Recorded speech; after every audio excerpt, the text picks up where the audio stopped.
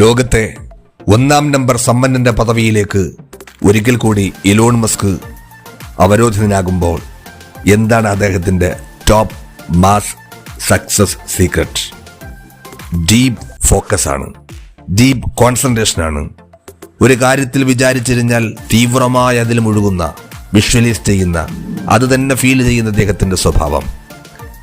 ഈ സ്വഭാവം കൊണ്ട് കുട്ടിക്കാലത്ത് അദ്ദേഹത്തിന് കേൾവി തകരാറുണ്ടെന്ന് വിചാരിച്ചിട്ട് അദ്ദേഹത്തിന്റെ ഒരു ചെവി സർജറി പോലും ചെയ്തിട്ടുണ്ട്. പിന്നീടാണ് മനസ്സിലായത് അദ്ദേഹത്തിന്റെ ഏറ്റവും പ്രധാനപ്പെട്ട ഒരു സ്വഭാവ സവിശേഷതയാണത്.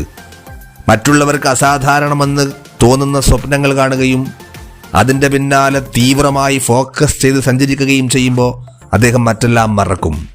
വിജയത്തിൻ്റെ ഒരു ഫോർമുല കൂടിയാണത്. നാം ഒരു കാര്യത്തിലേക്ക് വിജയിക്കണമെന്ന് വിചാരിച്ചാൽ വിഷ്വലൈസ് ചെയ്തുകൊണ്ട്, സെൽഫ് അഫർമേഷൻ കൊടുത്തുകൊണ്ട്, അത് ഫീൽ ചെയ്തുകൊണ്ട് അതിൽ തന്നെ ഫോക്കസ് ചെയ്താൽ തീവ്രമായി നമ്മൾ വിജയിക്കുക തന്നെ ചെയ്യും.